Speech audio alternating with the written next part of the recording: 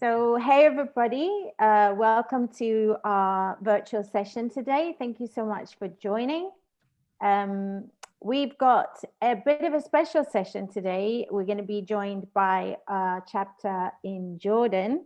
We've also got everybody here from the team in Gibraltar. We've got Mark and Margaret who will be joining in a little while. So just if you'd like to start to introduce yourselves in the chat as a way to say hi, where you're from and what you do. My name's Denise Matthews and I'm the chapter director of Startup Grind in Gibraltar. Startup Grind is a global organization that aims to educate, inspire and connect. And we have partnered with AWS this month. And that means basically we've hosted a series of events all over the world with the theme of mentorship and also applications for one-on-one mentoring sessions. So I kind of cyber-stalked our first guest, who's Rob the Feo. He's a CTO, mentor and startup advocate with AWS. And we're also joined by Vytautas Dagilis. He's a delivery manager at Lotterland, but more of a familiar face for us in Gibraltar. And he's also got a local tech community meetup every month called GibDevs. They're hosting this evening at 6 p.m.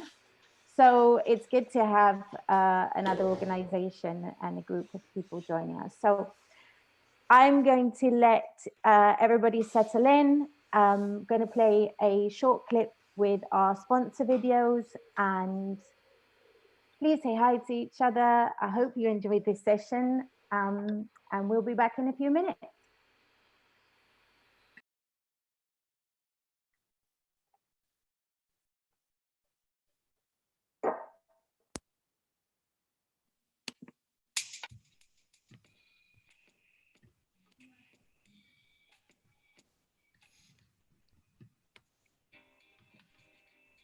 There's a reason why for the last 13 years, startups overwhelmingly prefer to build on top of AWS. We have the largest number of services, making it easy for you to take on some of the biggest challenges with the smallest teams. We also have partnerships with the top VCs, accelerators, and incubators around the world, making it easier to secure your next round of funding. I'm a solution architect with the AWS Start program. What we do is we work with startups in the education sector, and we help them build their services on AWS. So We Power Tech is AWS's diversity and inclusion outreach program. The program is really twofold. One is to increase the number of underrepresented technologists within the industry. And the second is to provide a platform for them to be seen and heard. Denise, just to hop in there, sorry, we can't see the video. I'm happy to share if you need me to. Products, so we can help you figure out which services might be able to meaningfully impact your. We also want to help tell your just story. Share the screen. So if you're building, basically. You want to know about it and help spread that message. Oh, then if you can stop your video. If you're a startup, Perfect. you should also definitely. So we'll take it back to the beginning.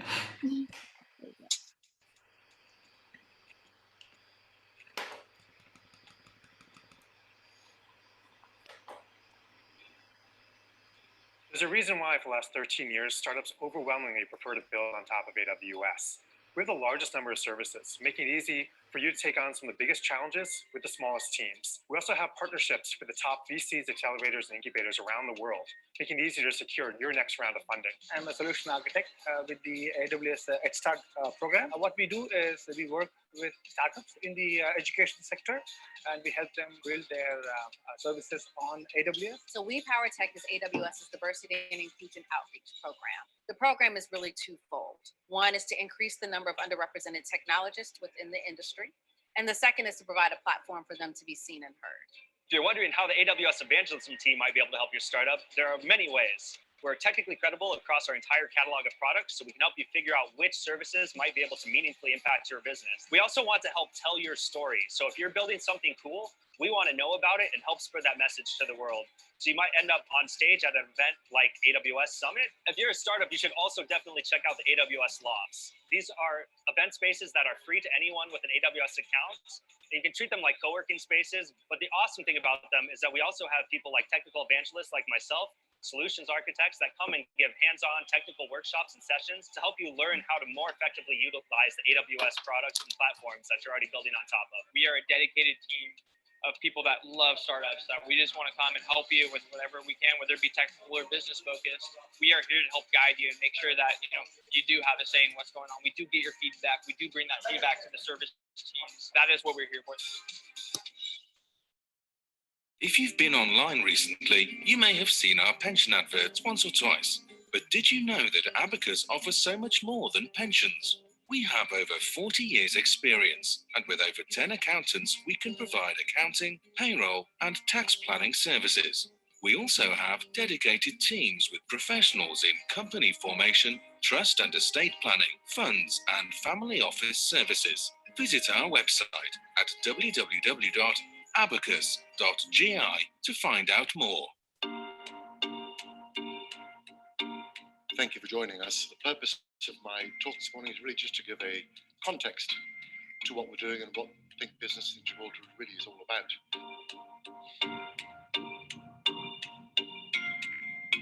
It is part of Gibraltar's growing international appeal that we welcome people travelling from so many places across the globe to share in our events.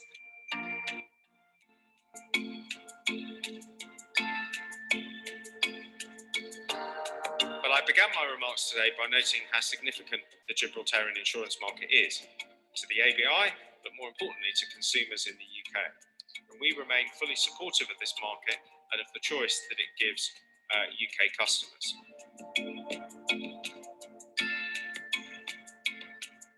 So in the context of private clients, when we're looking at a jurisdiction that is reliable, stable, safe, we think we tick those boxes quite well.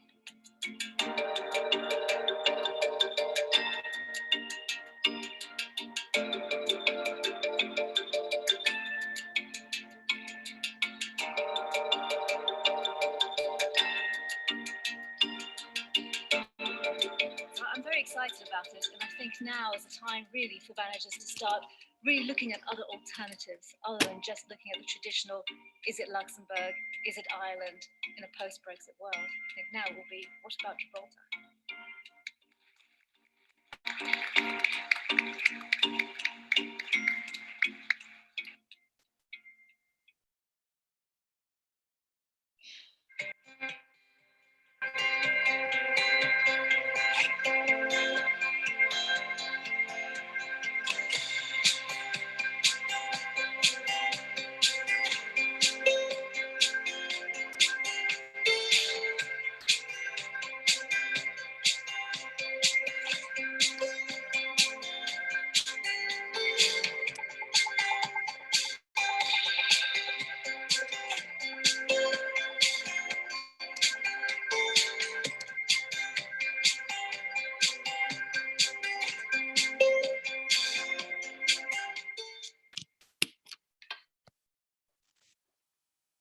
Okay, so thank you to the sponsors for continuing to support us, Gibraltar Finance, Abacus, and our partners Regis. It's been a difficult time, but we have Daniel, who's joining us to moderate the discussion. He's part of the community team at HQ, and they have worked so hard to make it possible for us to have this transition and try and make the most of these virtual events, except when you forget to share the screen. But we're all good.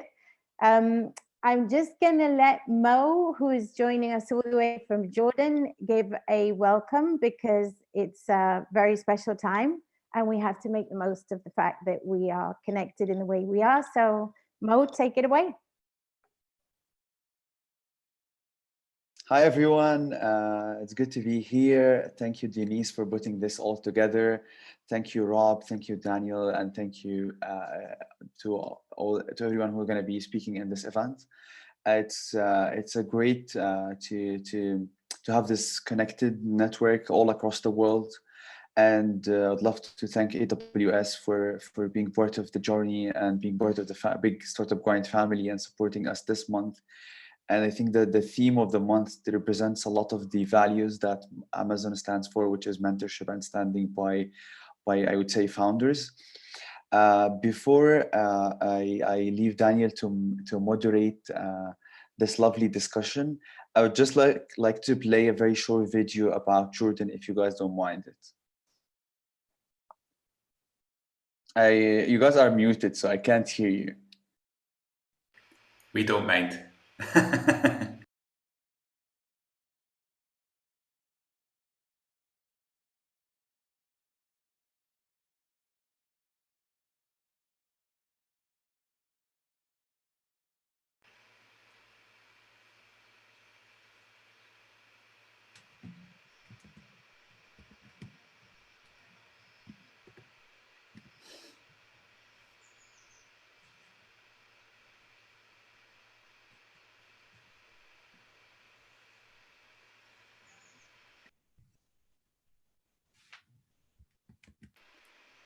Sorry, Mo, your sound's not working. You'll need to share your computer sound. I love all these technical issues. What? You'll need to share your computer sound. Your sound's not working. I need to share my computer sound. Yeah, so come out of the video and restart and share computer sound. Switch to. Just so everyone knows, my job's also to solve all the technical issues as well as moderate. Okay, so how let me know if you can hear the voice of like the computer now. You can't, right? You can. It was a little bit. Yeah, let's see. Is it working? When a country's population is 3% of the MENA region, 3% of the MENA's entrepreneurs, a country that moved 20 ranks positively on the Global Talent Competitiveness Index in the last 2 years. Spots on the 2018 World Digital Competitiveness Ranking, landing in the 45th place globally. Moved 7 ranks positively in the Entrepreneurship Index in the last year and 24 ranks in the last 4 years, where 70% of the population is below the age of 30 and 22% of graduates studied ICT, out of which 51% are females, where Arabic and English languages are spoken with neutral accents, where the people are creative, passionate, and excited about the future. Jordan is an opportunity you shouldn't miss. Jordan is a tax haven for IT businesses. 0% sales tax on IT services.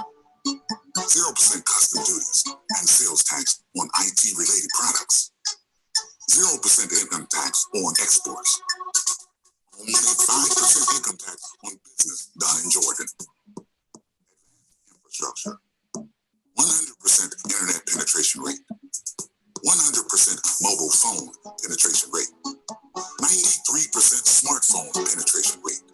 Fintech-friendly regulatory framework.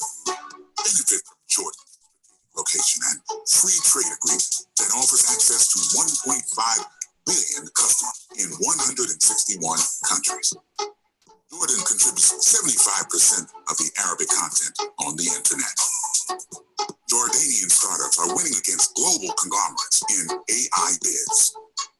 Competitive person-hour cost for skilled resources. The government is introducing additional 40 tech incubators in 2019, unleashing more of the Jordanian innovation.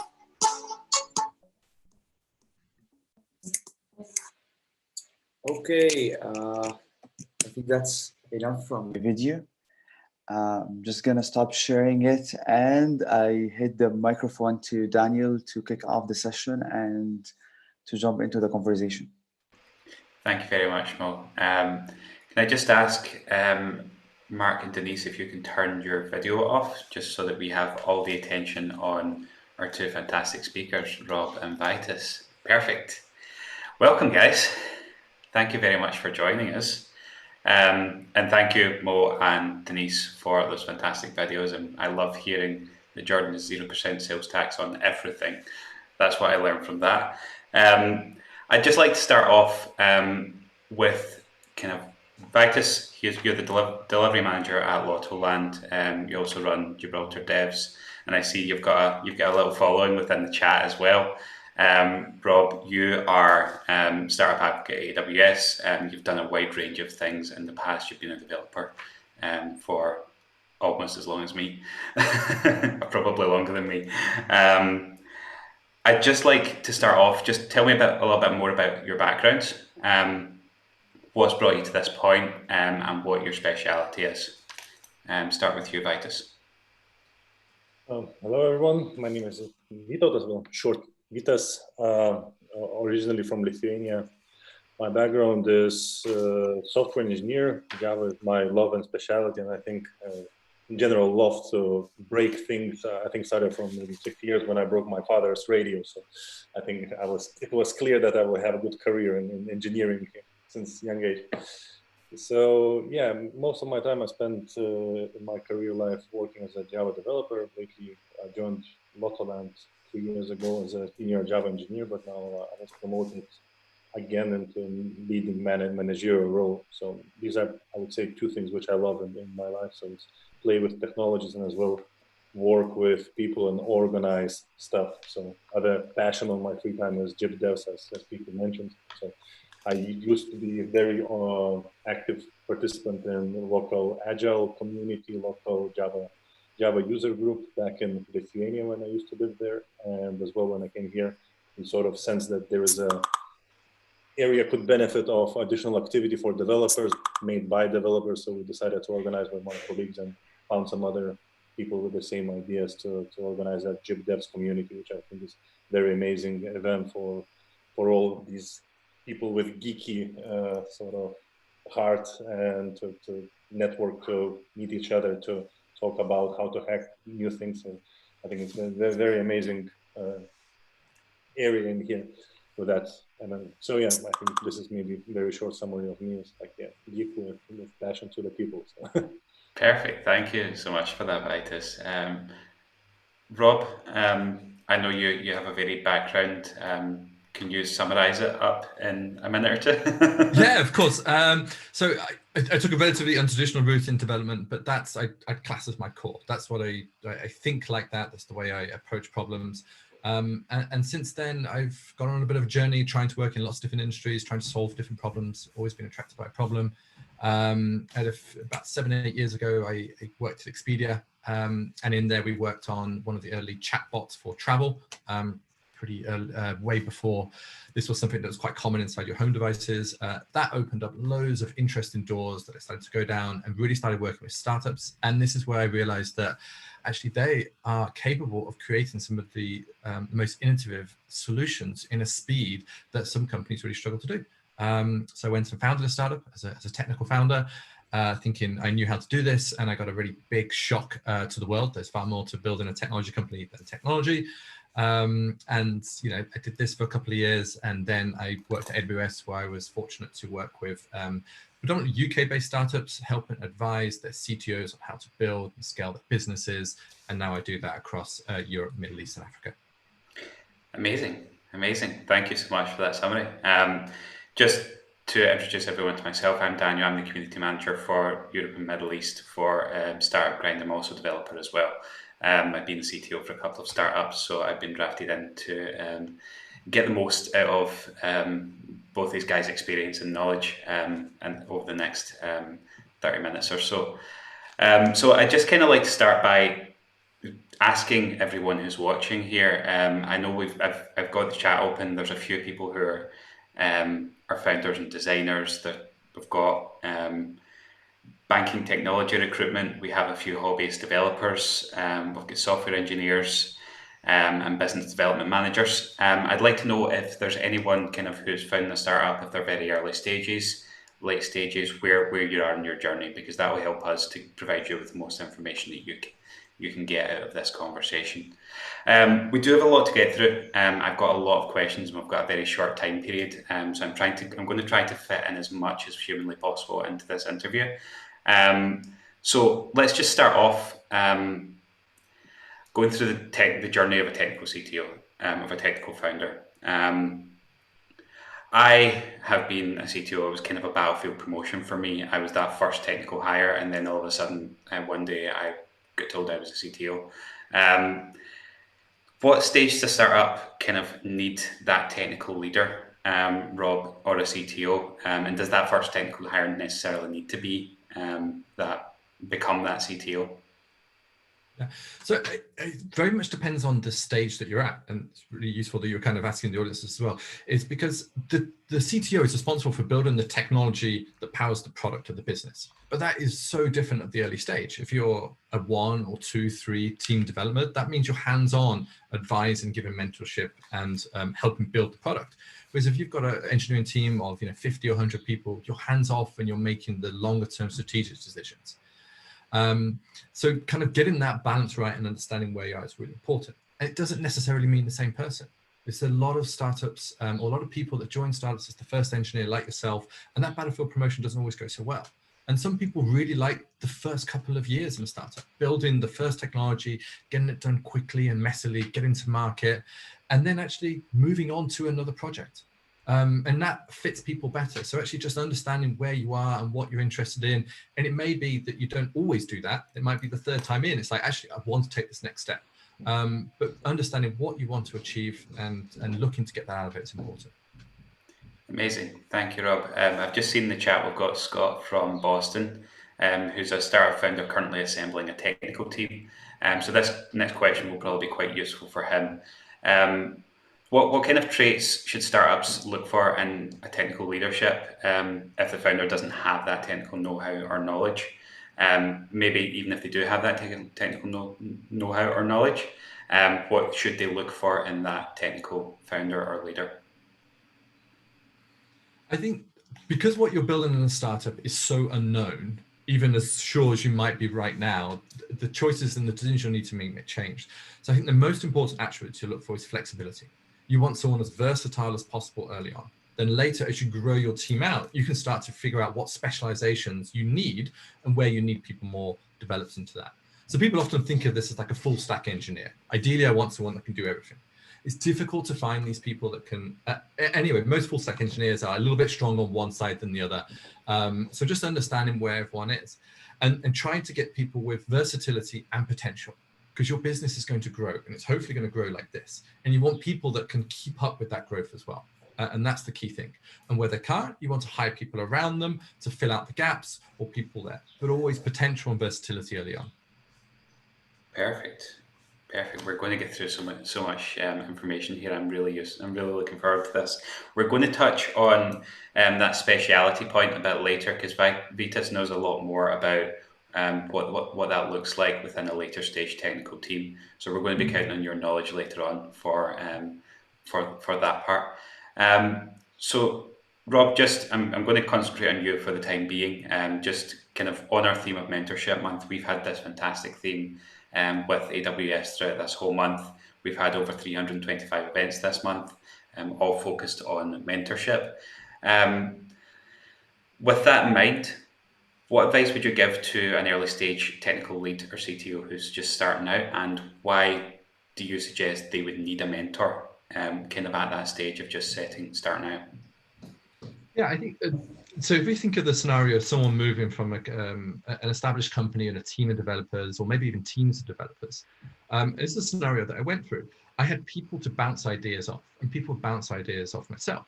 And this is incredibly valuable, because when you work in isolation, it becomes very difficult to validate and have people challenge their ideas.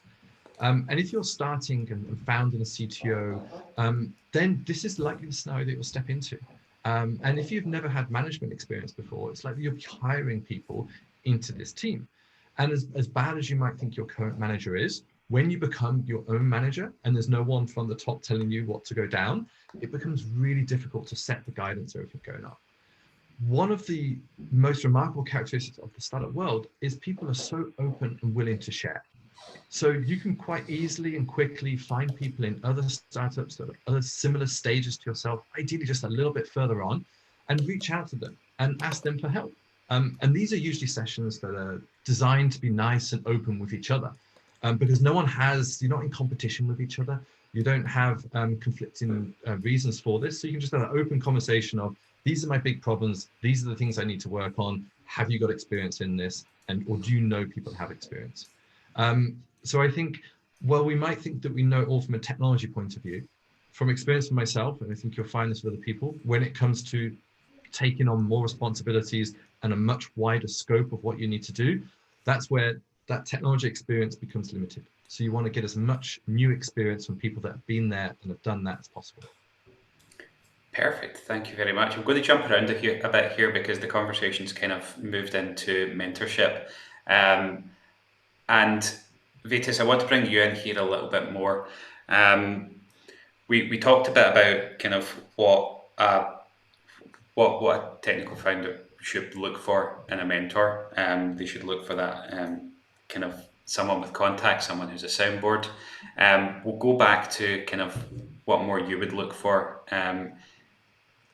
in a second, but like I just want to touch on what let's first of all, have you got a mentor, Vytautas?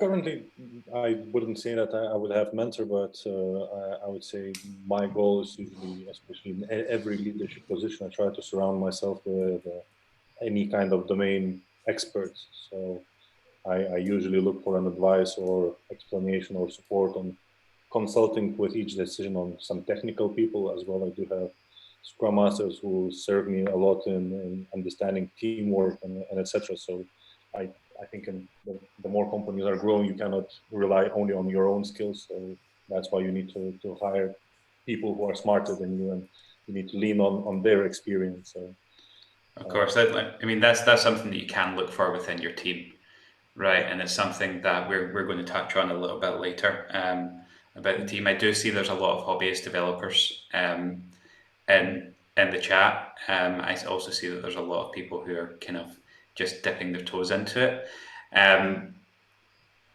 What if put yourself in that person's shoes, just starting out again, what would you look for in a mentor as a kind of developer just starting out?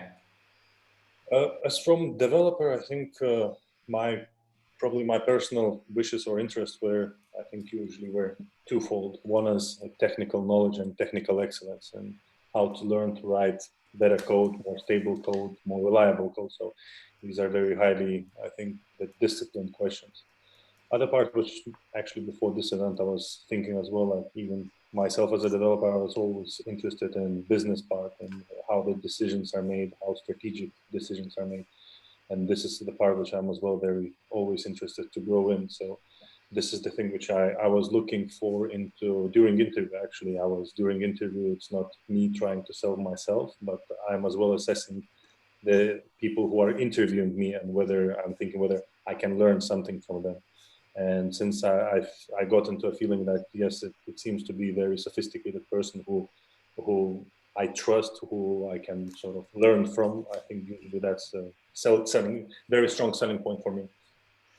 I love it. I'm just writing a few things down. I'm going to go off script a little bit here. I apologize. I do have a page worth of notes already. So you spoke about technical excellence. This is kind of a question to both of you. Would you, as a developer, expect a mentor to be kind of high touch or low touch? By that, I mean, is that someone who sits down and pair programs with you, who does code reviews with you, or is that someone who you just kind of tell your problems to and they introduce you to that right person? Start with you, Rob. For me, I think there's a distinction between mentoring, coaching, and training. And there's a very high likelihood I'm going to blur this distinction when kind of describing it.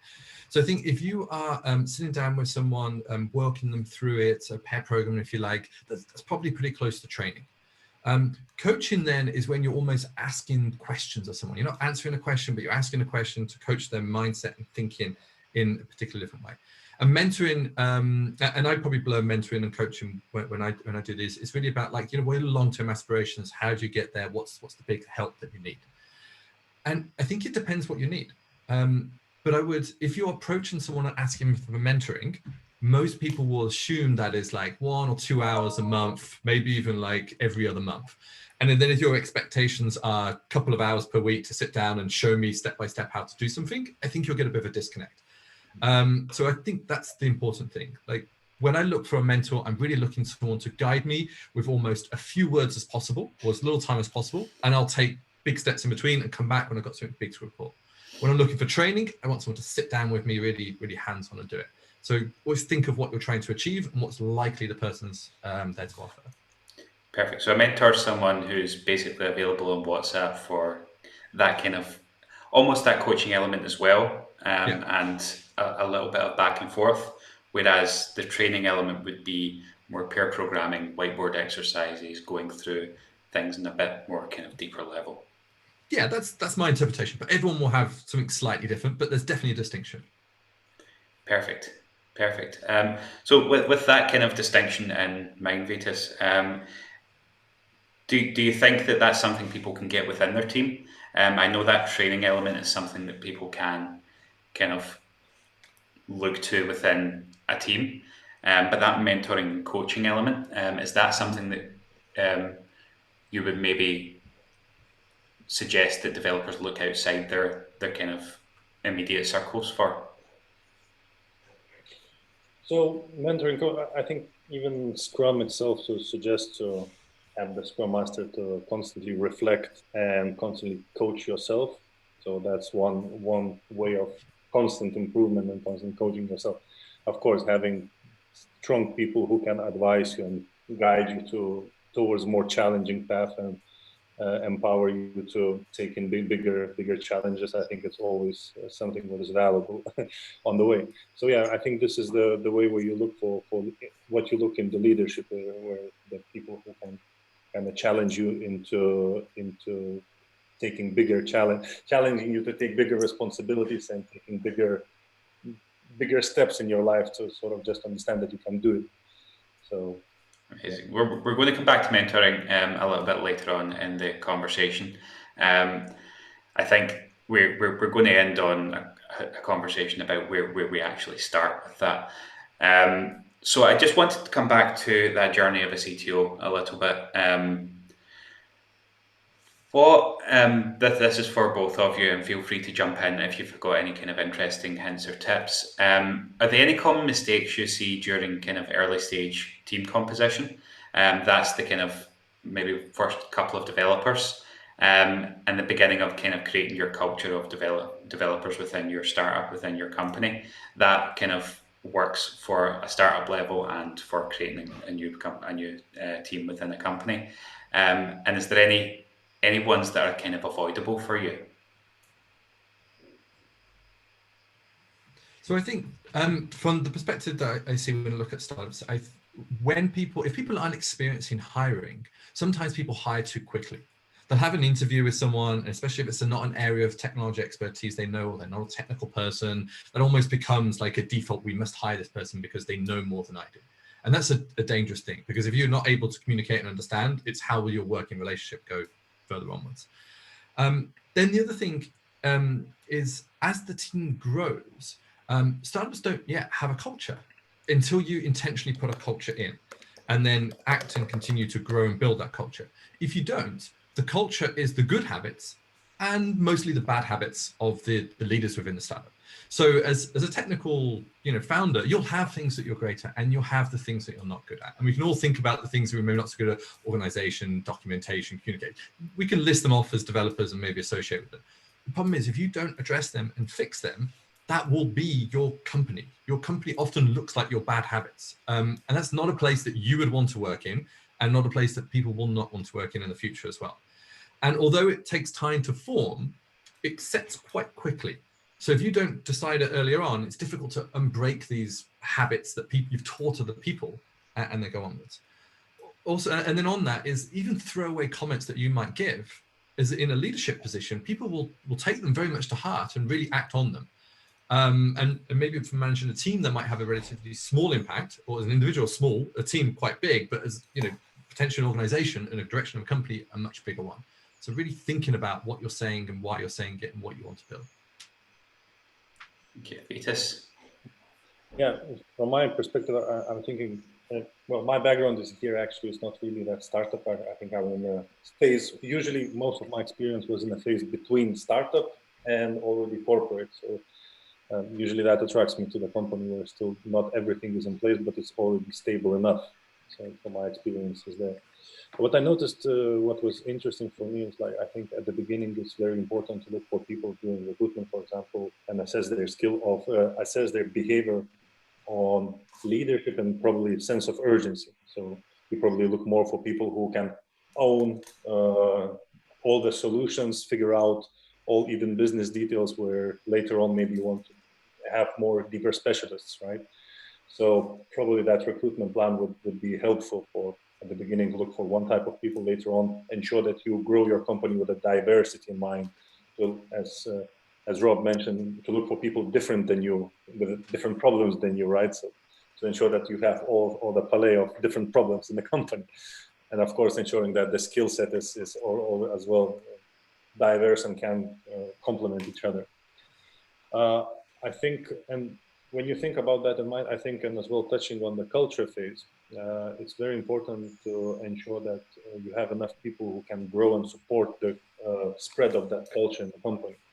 I've seen in the past when companies need to grow really fast, you end up in having very different teams with very different attitudes, and then later on you do have trouble to, how to say, realign everyone according to what is your culture and how to resolve it. So having in mind that first team probably will contribute to spreading that knowledge, and somehow you need to make sure that the growth is stable enough to ensure that stable growth, because sometimes then it's later on might be very hard to manage it out. Thank you. That was really useful. Create diversity within your team. The company becomes. I'm just thinking of all the kind of weaknesses that I have as a developer, and thinking, no, there's no way I can start a company. But I think you can. I think it's really possible to do it, and the awareness is the biggest thing. And then you just need to find people with the different skills to yourself. But we're so used to looking for somewhat mirrors of ourselves, so we need to break that habit. Exactly. That's the culture that you need to avoid in the beginning. So creating that diversity. Let's say you build this team, you have this very diverse team. As a technical leader, what's the most important thing that you can do to build a relationship with those developers, considering they are fully diverse and may not be mirrors of yourself? So how can you build those relationships?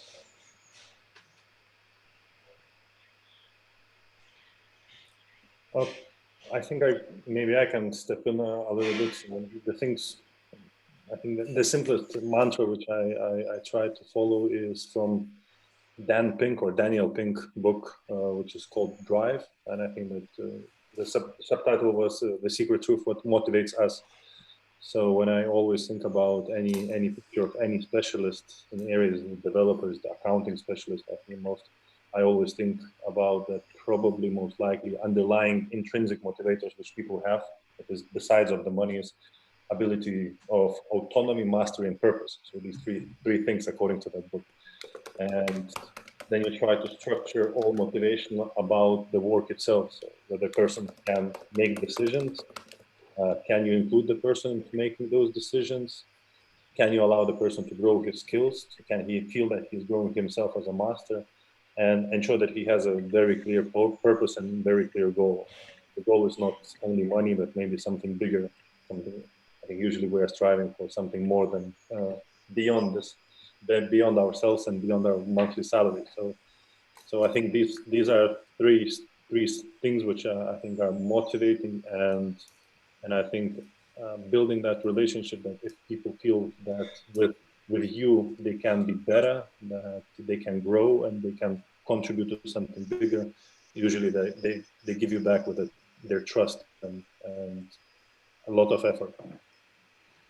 Yeah, 100%. I come back to a moment where we had a big deadline at the company I was CTO of, and I think you kind of need to be in the trenches with those people as well.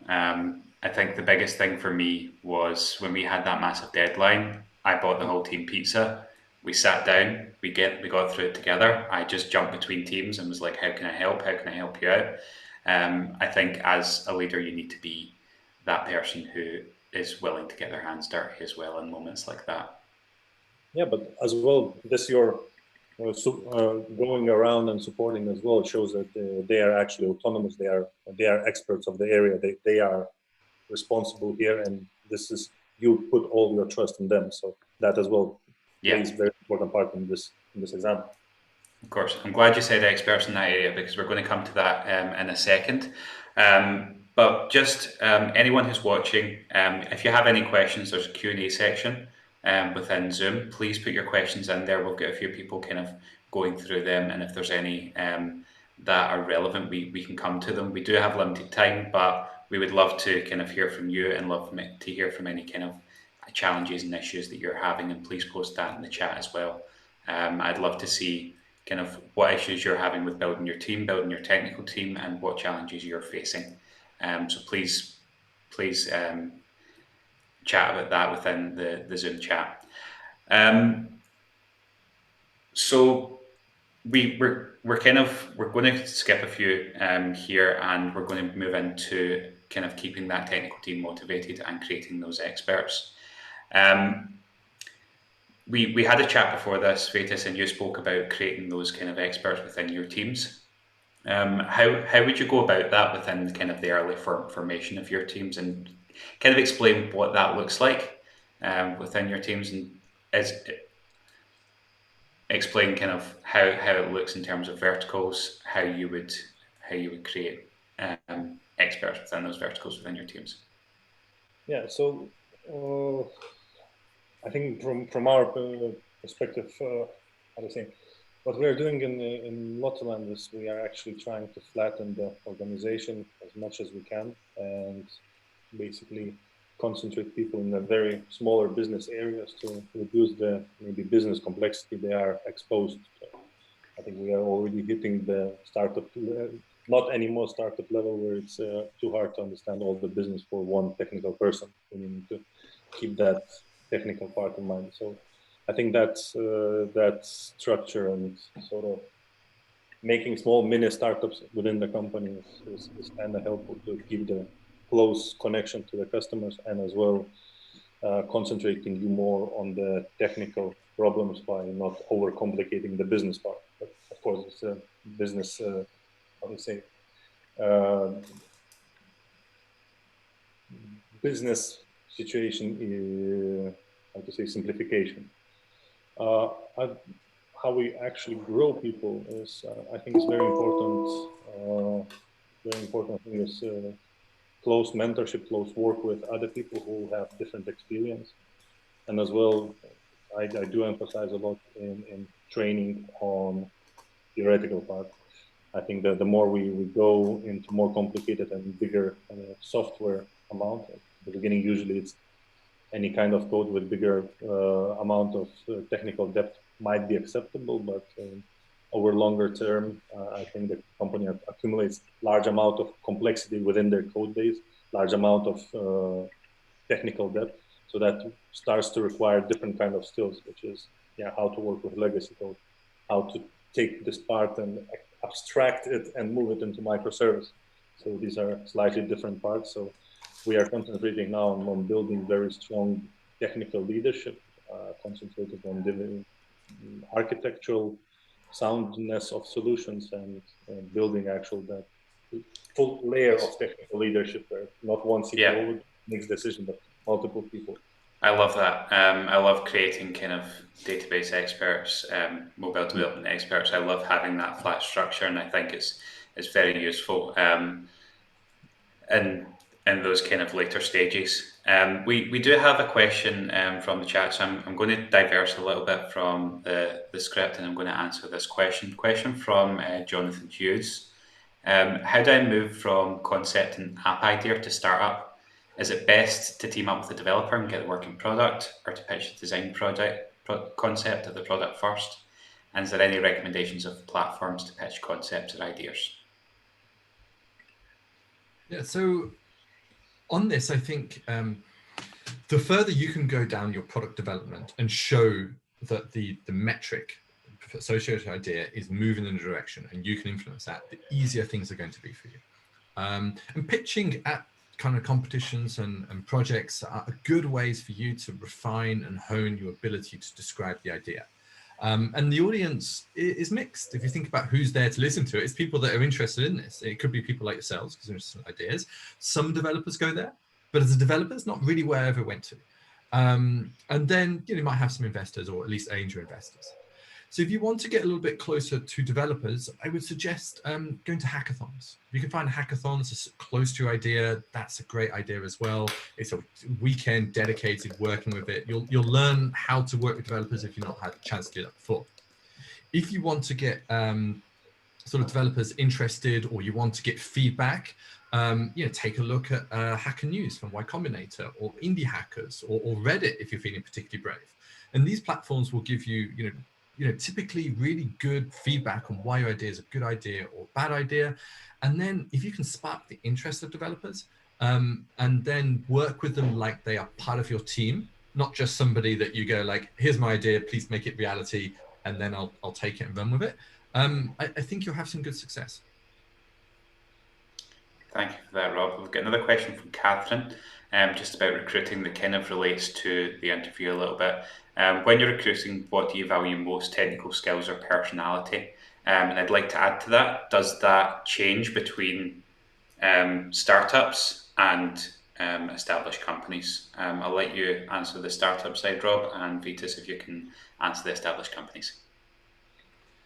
I think you need some base layer of technical skills. Otherwise, it's going to be a very long ramp-up period to kind of get productive. But personality is going to be the most important thing. It's a small company, so you can't hide difficult personalities or people, with strange behaviors in a corner. They need to be part of your team, and you want that communicational team to be as fast as possible. Yes, there's going to be conflicts, but it should be the sort of constructive conflicts where people are working towards a problem and solving it. And technical skills are teachable, and your startup will wander into different areas. You may start off as, with one technology, and then as you scale, grow into another one. We see this very commonly with monoliths into microservices. So if you've over-indexed on technical skills, but you don't have the personality trait of being able to learn quickly and be very flexible and adjustable, it'll become a problem a little bit later on.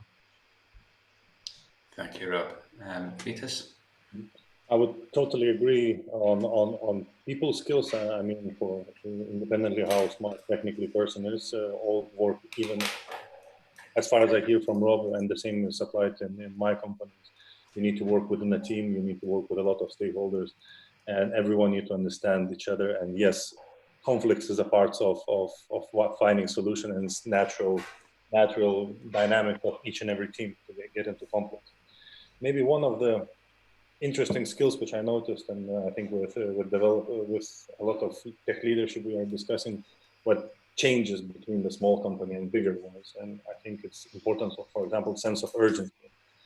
At the beginning, it's very important to have those people who are working all-nighters, who are cramming their code over day and night and ship everything on time. Over time, this behavior might become a bit risky and maybe harmful whenever your one mistake in the production makes not 10-pound mistake, but it's already 10, maybe 100,000 pounds, maybe per 100,000 pounds per hour. Then you start to say that maybe we should be more careful, more steady, more stable, and maybe then you end up needing to suppress this sort of act of sense of urgency and act of bravery, how to say, emergencies in the bigger company. So this is one of the probably most visible differences between very small companies and bigger ones.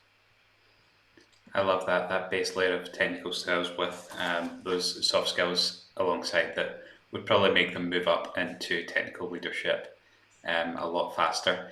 We're kind of running out of time, so I want to get through a few more questions and then we can wrap up.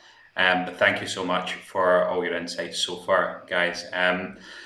I just want to talk a little bit about kind of what the path of a junior developer looks like at a startup. I've always said, like, when we were hiring for our first couple of developers, I've always said that we didn't really have the time to mentor and to coach those junior developers as much as they would have at a larger company. So we kind of focused on those mid-level engineers. where would you see that the junior developers kind of fitting into a startup? Would it be at those early stages? Do you agree, Rob? And where would you see that kind of the junior developers fitting in? Yeah, it's quite a difficult one. Like, you're right in the sense that a large company has the structure and potentially free capacity to train up developers through various programs, or put one junior developer into a team, a more established large team. And then you might see the kind of the stories online where you have, like, teenagers building companies and being super successful. It's like, so how do you kind of correlate these two things together? And I think it's the type of junior developer more than anything from what I've seen. If you're hiring someone that has gone through very structured learning and excelled in the structured learning with almost great grades all the way through, but needs that to be successful, then there's a good chance they're going to get a better experience inside a large company that has that structure they can give them until they become more independent and can work on their own.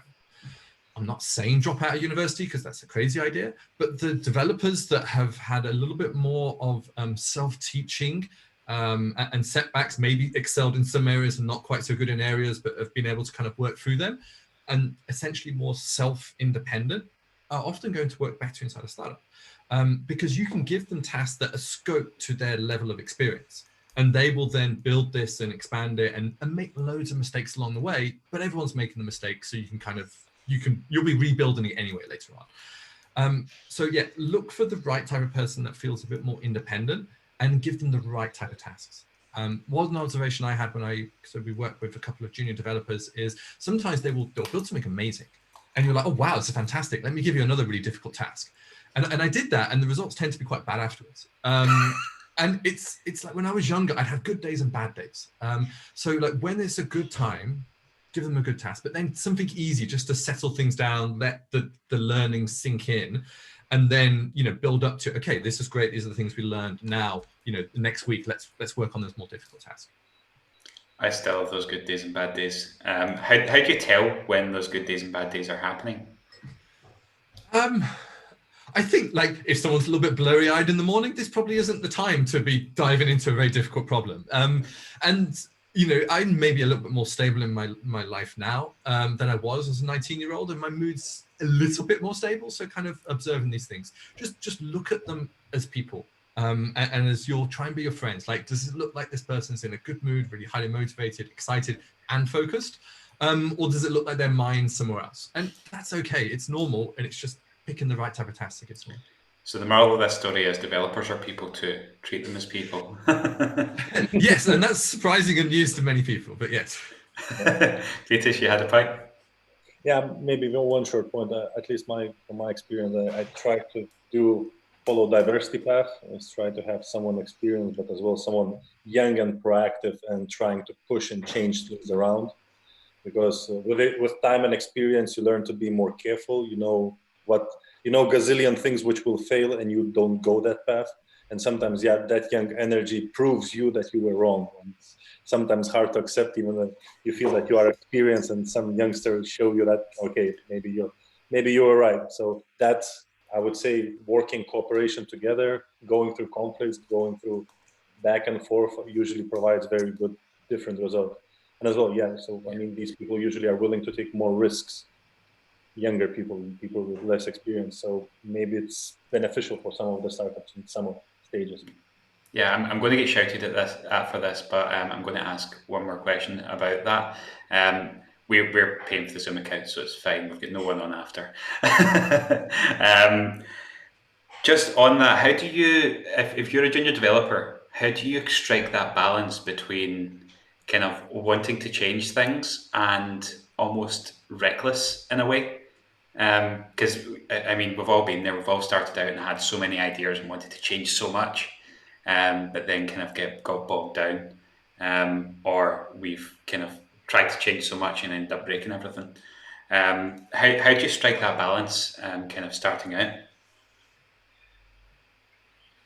I remember my first development job, and I was looking through source control, which might give you an idea of how long ago that was. And I've been there for a few months, and I was looking, and I was like, "What? Who did this? This is terrible. This code makes no sense. It's completely illogical, and it's touching all the wrong areas. It's just done wrong."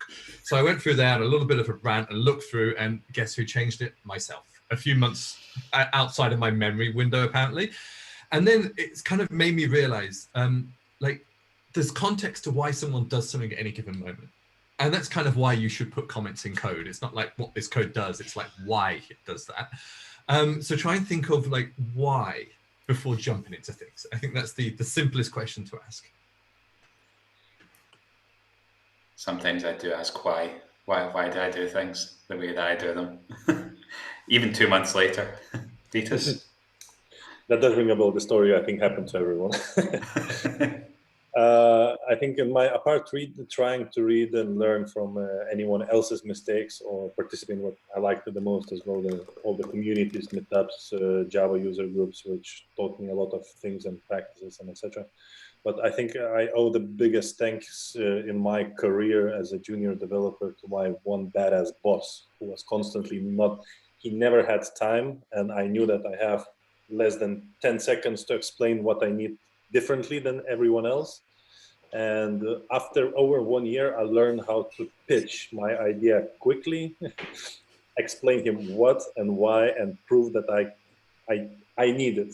So yeah, it took me a year to get the skill, and I think I'm still thankful for him for being that sort of really hard to get and really strict with all the requirements, because that grew my skills really quickly.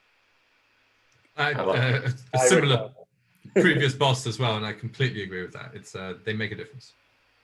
People with no time. Okay, so I just want to tail this off with a kind of bit of actionable advice on how to find a mentor. Rob, someone who doesn't have a mentor, someone who, I mean, I think one of your points when we had the conversation earlier on was everyone needs a mentor. You should be doing that kind of circular mentoring and being mentored thing. I want you to talk a little bit to that. But where do you start to look? Where do you start? Yeah. So first of all, start with like, what do you want to get out of it? Because each person, think of it as like a speciality or some superpower that they have. You just want to learn, like, how did you do that? So try and look for people that are somewhere in the future of where you would like to be. And this may be people that in your communities, whether it's their physical communities or online communities, open source communities. It could be inside of, say, Slack rooms. I've been in Slack rooms and I've asked questions, and I've had developers or head of engineering from large startup answer, and it's incredible. So reach out to people as well. If you message someone on LinkedIn saying, "Hey, I'd really like to sell you something," there's probably not a great success rate. But if you go and say, "Look, I really like how you've done this, and this is where I am in my world and life right now. I need some help getting to the next step. Can you help me with that? Could you be a mentor and offer 1 hour every other month?" A lot of people will say yes. You'll be surprised how many people will say yes. But be specific what you're asking for. Be respectful of their time, like Vytautas was describing, and reach out to them, and be expected to be told no from time to time. And if not, you can always ask, do you know someone who can help with this? That's always a great way. If someone can't make time, is ask, can you do this? Or could you recommend someone from your team that could help? And often they might not have time, but they're connected to many people that are there to help. And then be humble enough to realize so that you need to be mentored, but also you've got some guidance to give to other people. So if someone asks you, can you mentor me on this? As long as it's something that you can and give credible answers to, say yes. Give forward as well.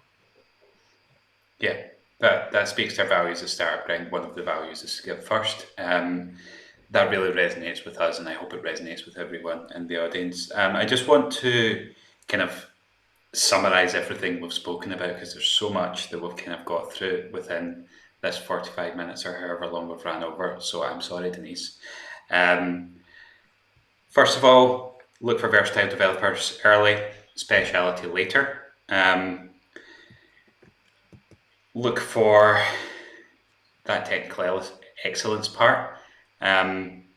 that distinction between mentoring, coaching and training, know that very well. And when you're asking for mentoring, don't expect someone to sit and pair a program with you or sit at the whiteboard with you. It's very kind of abstract, 1 to 2 hours bi-monthly. Be humble and kind of ask outright. Expect to hear no. Look for diversity in your teams, and find a way that you can kind of be in the trenches to motivate them. Look for that base layer of technical skills, and then have those kind of people skills and those soft skills outside. And people who are self-starters, more independent, are more likely to work at a startup than people who kind of aren't. I hope I did a good job of summarizing all that. If there's any points that you guys want to get in before we tail off, feel free. Otherwise, I will just say thank you. Are we all good? Perfect. It was excellent. Thank you so much, guys. I really appreciate it. Thank you, everyone, for coming. And I'll hand it over to Denise. Okay, so I think that was an awesome session. I have to say that as we transition into this new way to do business and to learn about each other, it's been really helpful, especially as we have new, we search for new solutions in tech to help our businesses. Governments are looking for new solutions in tech for all the issues that we're facing. But one conversation I had yesterday with one of the participants as we were discussing the event today that I want to read out, because Radek, who I think is here, he wrote to me and he said, the key factor in evolution of any species to adjust to new things faster than others. Companies are own type of animals. It's not about having all sorted out in the first moment, but about being brave on direction. And you know, you find these comments there, the kind of motivation and mentorship that we need at these times. So just to say thank you to everybody who's participated. I have really enjoyed this particular session with Daniel and the guys in Jordan. Thank you to Mark and Margaret for being on the Startup Grind Gibraltar team. Couldn't do it without you. And to our sponsors. So hopefully we'll see you again at our next session in a few weeks' time. And take care, everybody. Thank you so much. Thank you, everyone. Thank you. It was a pleasure. Bye. Pleasure, sir. Thanks, everyone.